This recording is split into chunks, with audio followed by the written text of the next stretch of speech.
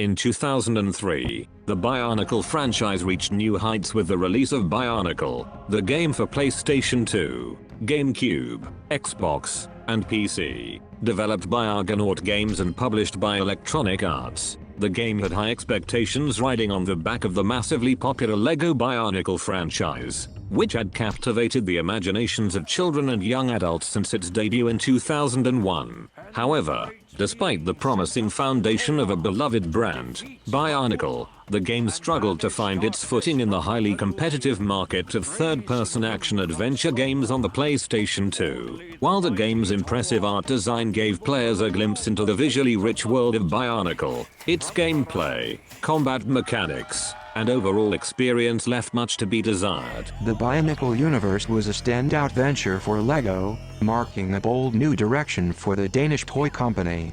Introduced in 2001, Bionicle blended construction toys with a deep, mythological narrative that set it apart from LEGO's traditional lines. The world of Bionicle was set in a fictional universe where 6 heroes, known as the Tower, battled the forces of evil in the form of the Makuta. The combination of rich lore, distinct characters, and modular, buildable action figures quickly resonated with fans, making Bionicle one of LEGO's most successful original properties. By 2003, Bionicle had expanded far beyond toy shelves, with comic books, an animated movie, and a wealth of lore-building materials. It was inevitable that the next logical step would be a video game Bionicle.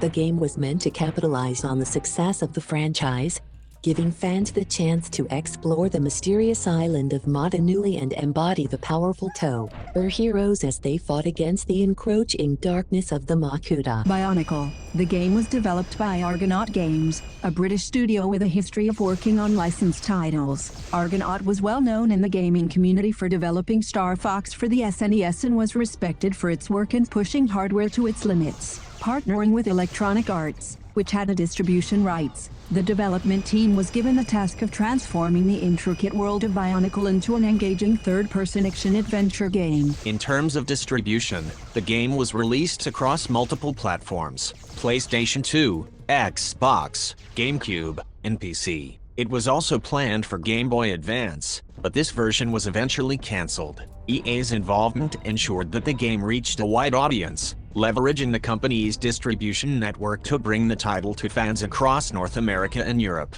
However, despite the marketing push, the game was met with mixed reviews, often citing its unpolished mechanics and underwhelming gameplay experience. At its core, Bionicle, the game follows the typical structure of a third-person action-adventure game. Players control one of the 6 Toa, each representing a different elemental power, including fire, water, and air. The objective is to navigate various levels based on iconic locations from the Bionicle universe, battle enemies, and solve environmental puzzles to progress through the story.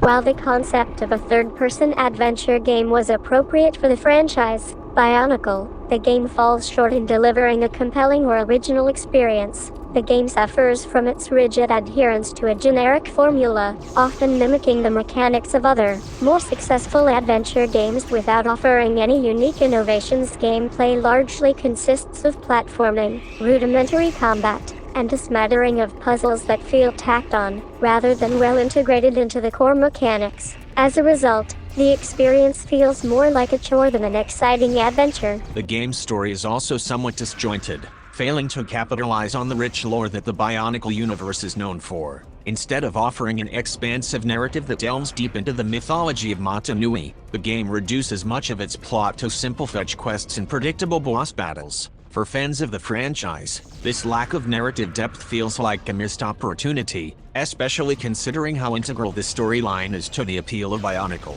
One of the game's most significant shortcomings is its combat system. As a key element of any action-adventure game, combat should be engaging, challenging, and impactful. Unfortunately, in Bionicle, the combat is anything but. The fighting mechanics are rudimentary, consisting of simple button mashing sequences with very little variation between attacks. Players often rely on the same repetitive moves to dispatch enemies, and there is little incentive to experiment with different strategies or approaches.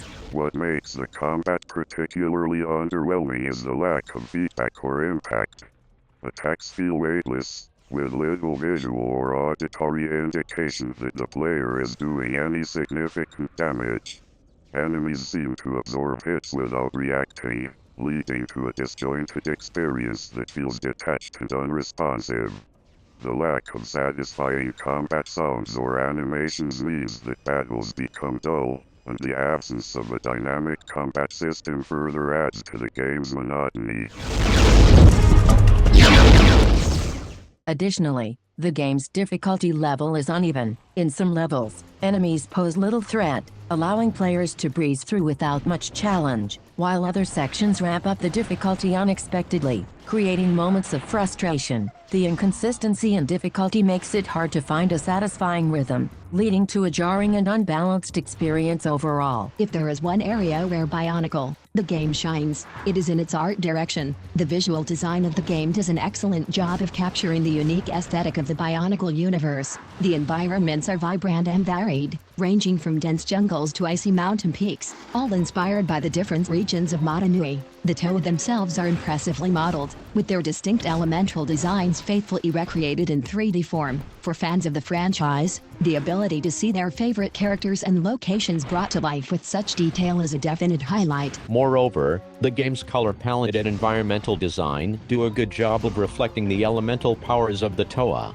For instance, the fiery landscapes of Takoro and the tropical vistas of Likoro are visually distinct, adding some much-needed variety to the game's otherwise repetitive gameplay. However, even the impressive visuals cannot save the game from its mechanical shortcomings, as the beautiful settings are often wasted on uninspired level design and boring objectives. Ultimately, Bionicle, the game is a classic example of a game that fails to live up to its potential. With the rich lore and world building that the Bionicle franchise offers, there was so much that could have been done to create a truly immersive and engaging action-adventure game. Instead, players are left with a generic, by-the-numbers experience that lacks the polish and innovation of other titles in the genre. The game's unsatisfying combat, lack of narrative depth, and repetitive gameplay all contribute to an experience that feels rushed and incomplete. While the art design and visual elements are commendable, they are not enough to carry the game to greatness. Instead, Bionicle, the game is a bore to play, offering little to keep players engaged beyond its initial novelty. For die-hard fans of the Bionicle franchise, there may be some enjoyment in seeing the characters and locations of Matter NUI come to life on their screens. However, for anyone looking for a satisfying third-person action-adventure game, Bionicle, the game is unlikely to deliver the experience they are hoping for. Despite its best intentions, the game serves as a reminder that not all licensed games can capture the magic of the source material.